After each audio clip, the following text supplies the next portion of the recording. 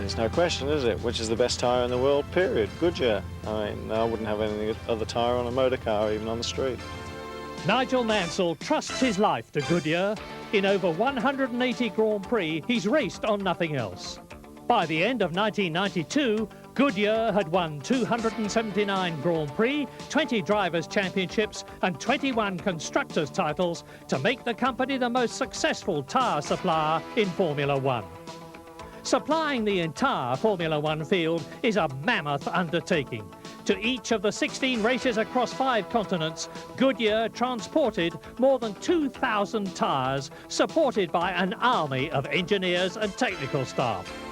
And in 1992, after 3 near misses, Nigel Mansell, with Goodyear, would finally seize that most treasured prize, the World Drivers' Championship. For Mansell, it was a dream no more. 12 years of success and disappointment in Formula One had led to this point. Mansell was in peak form. Alongside him, Riccardo Patrese, his Williams teammate, the most experienced man in Grand Prix racing. Reigning world champions Ayrton Senna and McLaren Honda were reunited for the 5th consecutive season, and with them, Gerhard Berger. Ferrari teamed experienced Ivan Capelli with mercurial Jean Alesi, while at Benetton, Martin Brundle joined forces with Michael Schumacher.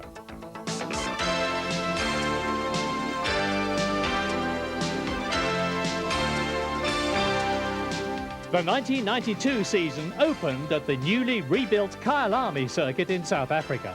Nigel Mansell, who'd won the last Grand Prix here for Williams in 1985, seized pole position. But as the lights turned green, it was his teammate Riccardo Patrese who surged from 4th to 2nd. Senna, in 3rd, could only sit and watch as the Williams disappeared. Mansell's 1992 success story began almost 2 years before, when Williams developed their sophisticated electronics control package. While Mansell's 1991 hopes were ruined by its unreliability, the system was to pay off in 1992. In South Africa, nothing could catch the Renault V10-powered FW14B. Mansell and Patrese destroyed the opposition. The engineers had clearly done their job. Now it was up to the drivers. The second race of the year underlined the Williams dominance. Mansell and Patrese starting 1st and 2nd. A start line shunt eliminated Ivan Capelli's Ferrari. The Italian season already off to a wretched start and destined to get little better.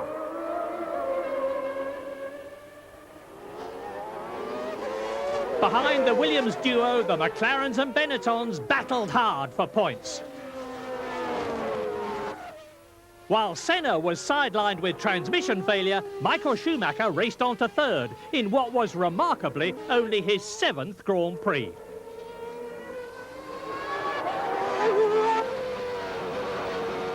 For Mansell, the season could hardly have started better. 2 races, 2 pole positions and 2 wins. The Williams was working superbly and Nigel was in buoyant mood.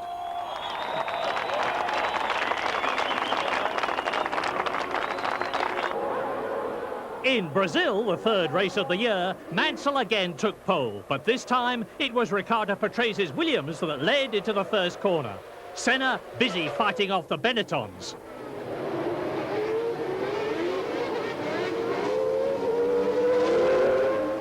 Mansell decided that enough was enough and took the lead. Senna was fighting a losing battle, surrendering 4th to Alesi's Ferrari before retiring once more. But Schumacher was superb, taking 3rd in his Benetton. Despite their stops for new tyres, the Williams had lapped the entire field by the time the checkered flag came out. Patrese again runner-up to Mansell in another dominant Williams 1-2.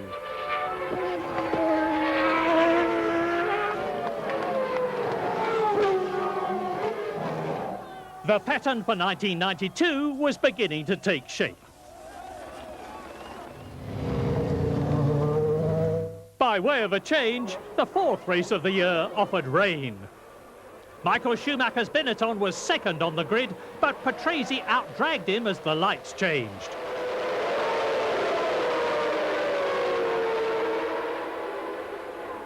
By far the best start, though, came from Jean-Michel. From 8th on the grid, he was 3rd in his Ferrari at the first corner. But Michael Schumacher was too good for Alesi's Ferrari with a magnificent move past the Frenchman. Berger was lining up to do the same when the pair touched. Using all his engine's power, Alesi kept the car on the road and rejoined the race, but he'd ruined his tyres.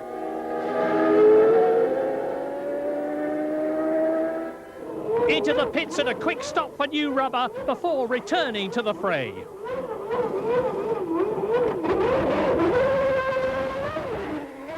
In the foul conditions, Alesi was simply outstanding. He reeled in Berger at a fantastic rate and then passed him. Senna crashed out under pressure from the Ferrari, leaving Alesi 3rd. Mansell, meanwhile, equalled Senna's record of 4 wins in the first 4 races of the season. Despite his heroic efforts, Alesi had just failed to catch Schumacher's second-place Benetton and settle for a well-deserved 3rd.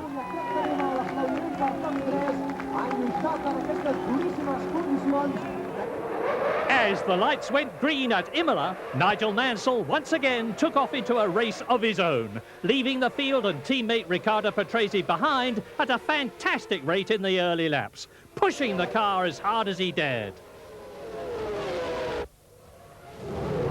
Benetton fortunes were reversed, Schumacher spinning out while Brundle would race on to 4th.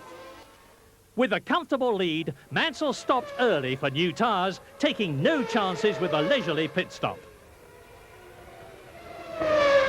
After his change, Senna rejoined behind Alesi's Ferrari. Jean held off the McLaren, intending to go through non-stop. But finally, Senna made a daring move. Berger tried to follow Senna through as Alesi tried to defend his position. And failed.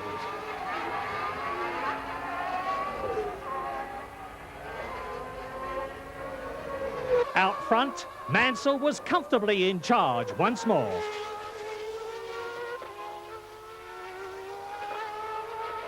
Behind Patrese, Senna took 3rd, only his 2nd points finish of the year. Mansell took the flag with Patrese close behind. The 4th Williams 1-2 in 5 races and another record for Mansell, his 5th consecutive win at the beginning of the season. Every driver wants to win his home Grand Prix and Monaco. Nigel Mansell's always gone well here, but he'd only finished in the points twice in 11 visits. Perhaps 1992 would be different. Certainly at the start it seemed so. From a dominant pole position, he took the lead.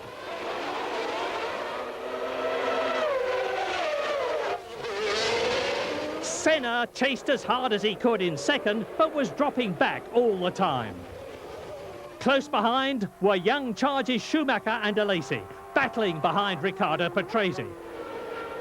While Alesi retired shortly after they collided, Schumacher would carry on to finish 4th. Mansell dominated for 70 laps until suddenly he was in the pits with a loose wheel nut, and now the race came alive. 7 laps to go and the fastest car chasing the winner at Monaco for the past 3 years. Mansell was electrifying, ringing out of the Williams all it had to give and more. It seemed inevitable he'd pass Senna. But this was vintage Senna. Everywhere Mansell looked, Senna had covered. Nigel tried everything he knew, but to no avail.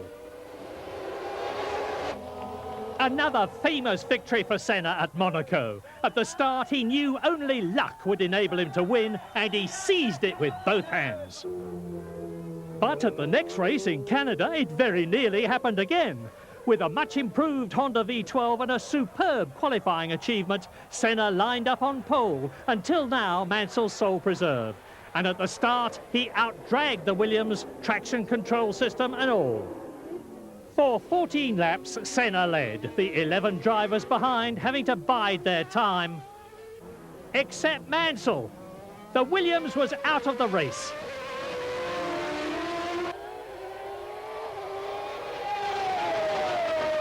So too was Senna at half distance with gearbox failure, handing the lead to Berger.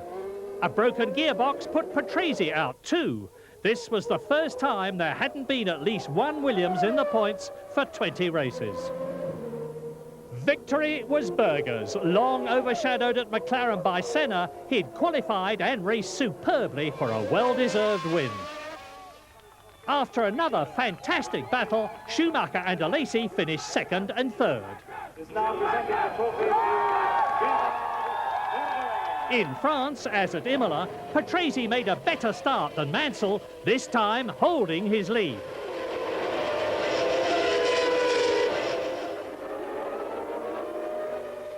Senna and Schumacher tangled at the first corner, causing mayhem that decimated the field. Patrese was in determined mood. Mansell would not pass.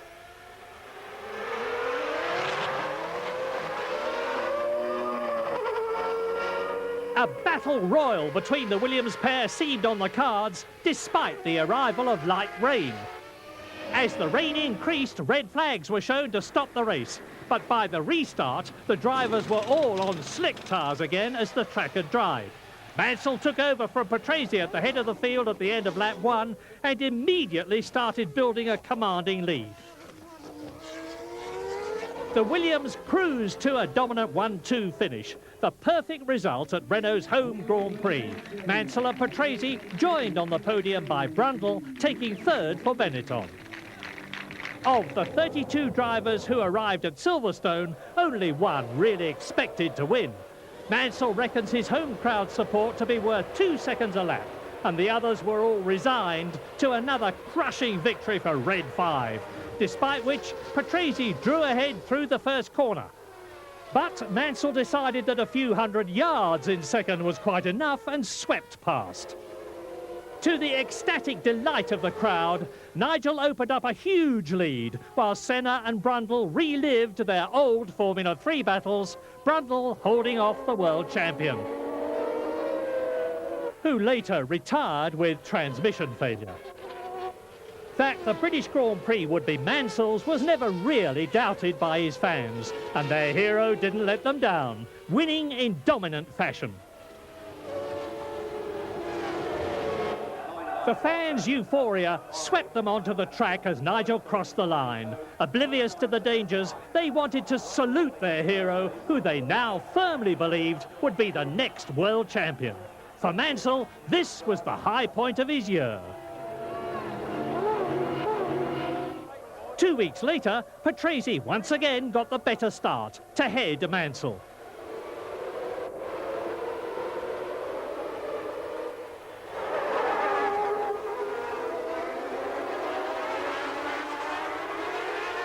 But as at Silverstone, Nigel was back in front before the end of lap 1.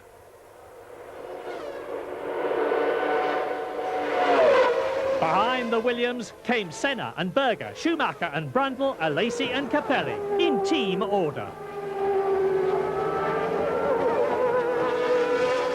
Mansell's dramas began on lap 14 when a warning light came on in his cockpit. Mindful of the long period spent at full throttle at Hockenheim, he pitted right away and rejoined in third place.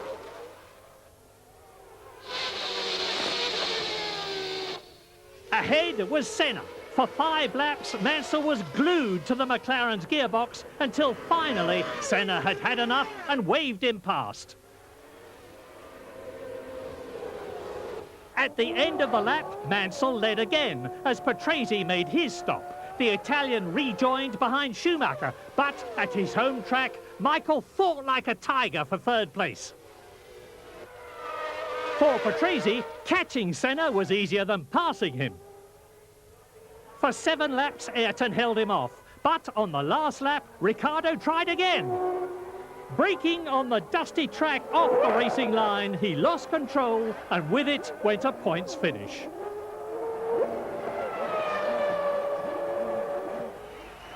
Senna took second behind Mansell and Germany's hero Schumacher was third in his first home Grand Prix. Hungary, the 11th of the 16-race series, was perhaps the strangest of Nigel Mansell's year, for he didn't lead a lap. Patrese once more got the better start, Mansell dropping back to 4th. After 8 laps, Mansell found a way past Berger, but he was still worried.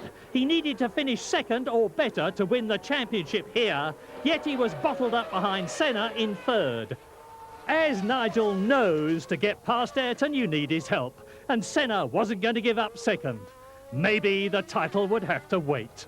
Until, that is, the moment when Ricciardo lost concentration. Over halfway through the race, under no pressure, he let the Williams get away from him. He rejoined 7th, but engine failure robbed him even of that. Mansell now settled for a comfortable second until an electronics problem incorrectly caused worries about a possible puncture. In he came for new tyres, rejoining 6th with 16 laps left. Schumacher's spectacular departure helped as his rear wing flew off at over 180 miles an hour. As Senna cruised to victory, Mansell brilliantly picked off Häkkinen, Brundle and Berger to regain second place, enough to clinch the 1992 World Championship. But it was only on the rostrum that Nigel was finally convinced that the championship was his. And as he savoured his moment, all the emotion of years of effort flooded over him. With the title sewn up, Mansell arrived in Belgium ready to win. But McLaren's new traction control system helped Senna seize the lead at the first corner. But Berger had transmission problems. It locked solid. For the opening laps, Mansell was almost running over Senna in his impatience to get past. Such was the speed advantage of the Williams.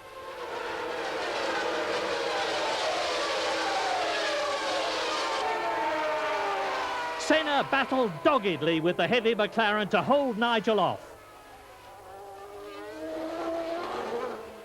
But soon Nigel was past, running in clean air as light rain began to fall.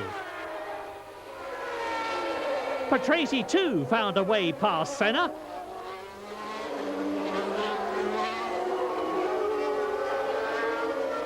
At the end of the lap, Mansell dived into the pits to change to wet weather tyres, followed by Alesi in the Ferrari. Mansell rejoined 16th as the rest of the leading group pitted. Schumacher's Benetton was in next, followed by teammate Brundle. All the others had now changed onto wet weather rubber, but what about Senna? Ayrton stayed out on slicks in spite of the wet track. Even when Nigel Mansell passed him, he didn't change.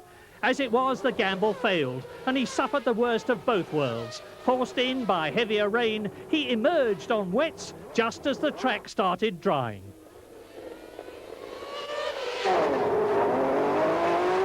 But if the tyre changes hindered Senna, they certainly helped Schumacher. Running wide and just missing a barrier, he realised his wets were too blistered to grip the dry track, and it was time for slicks. This was the turning point of the race, for as Schumacher rejoined on his new slick tyres, everyone else dived into the pits to change. As they did so, Michael drove the wheels off his Benetton to build a lead even Mansell could do nothing about, taking his first Grand Prix victory at the circuit where a year earlier he'd made his Formula One debut. Mansell resumed normal service at Monza, jumping into the lead of the Italian Grand Prix from pole position.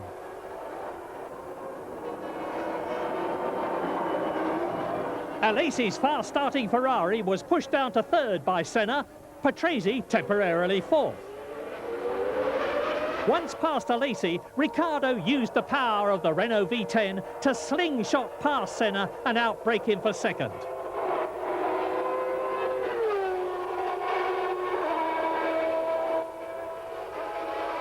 Then, suddenly, Patrese led. Before the race, Mansell had offered to help his teammate win his home Grand Prix, and he now slowed down to let Ricciardo take the lead.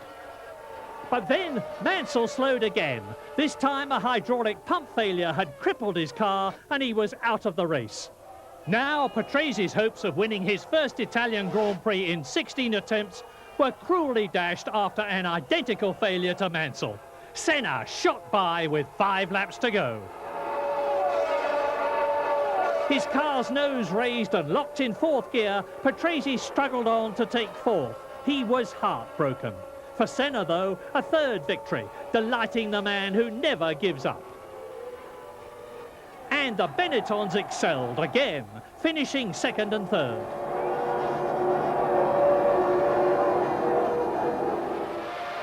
In Portugal, high drama again surrounded Riccardo Patrese. As the lights changed, he made his customary superb start to head Mansell, but the Englishman had the better line and slipped ahead. As Mansell led, Patrese fought off the McLarens of Senna and Berger. The Williams pit stops weren't quick, and though Mansell rejoined with a slim lead, Patrese had both McLarens ahead of him. It looked like being a long afternoon. The McLaren Hondas were very thirsty, carrying a lot of fuel and using their tyres harder. So, at the end of lap 43, Berger needed another pit stop. Out of the last corner, he moved towards the pit entry, slowing just as Patrese accelerated.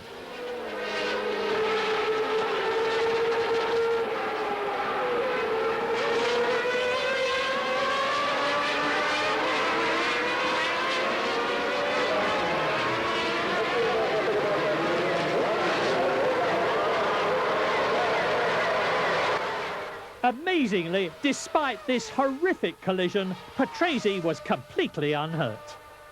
After that, Mansell's comfortable win went almost unnoticed. Such was the relief that the much-liked Italian had escaped injury.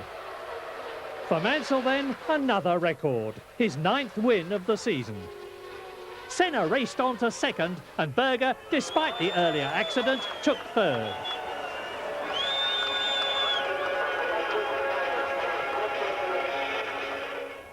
In Japan, Mansell decided he'd try to give Patrese the win he'd missed in Italy.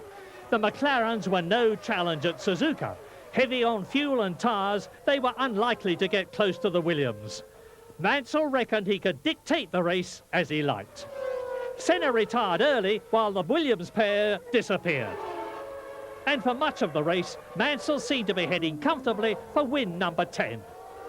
Suddenly, Patrese was ahead. Nigel had slowed, then picked up speed again as his teammate passed, just as he had in Italy. But Mansell was not to finish. He was out of the race with a spectacular engine fire. Berger's McLaren lasted the distance to take second, while Brundle was third in his Benetton. Patrese cruised to a well-deserved victory. The checkered flag finally waved for him at the penultimate race of the season, and Riccardo savoured his taste of success. Mansell and Senna squared up again in Australia, the final Grand Prix, providing some of the best racing of the season. At the end of term street racing bonanza, the McLaren wouldn't be at such a disadvantage, and Senna was determined to end the year on a high. As the leaders got away cleanly, the midfield runners found the tight confines of the Adelaide track a little too close for comfort. For 18 laps, Senna aggressively took the battle to Mansell, attacking all the way. His McLaren almost a match for the Williams for the first time. Using every trick in the book, he stayed latched onto Mansell's gearbox. Behind this titanic Williams-McLaren contest for the lead, Patrese and Berger fought an identical battle for third and fourth. But Mansell and Senna's race ended on lap 19 as they tangled at the hairpin.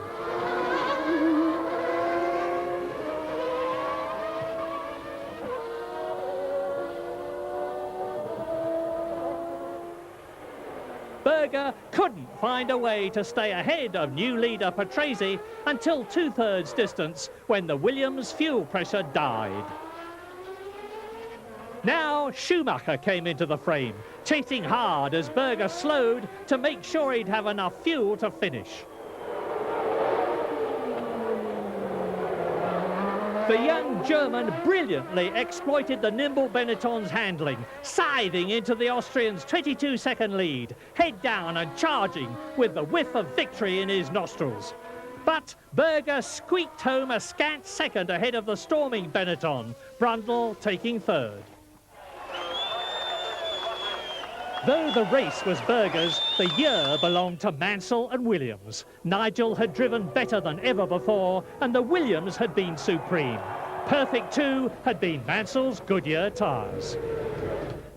You know, there's not many people that can boast that they've won all their races on Goodyear tyres, and I'm very proud to say that I have. Well, now, having achieved the pinnacle of Formula One, world champion, you're moving on to new fields of endeavour. You're racing in America, in IndyCar racing. Is it going to still be with Goodyear? Oh, absolutely. I mean, that's one of the things. I mean, I have so much sort of faith and so much encouragement and support from Goodyear. I wouldn't entertain going into that formula or sport without having the confidence of knowing that when I'm going down the straight at Indianapolis at 240 or 250 miles an hour, I'm on Goodyear Eagle tyres.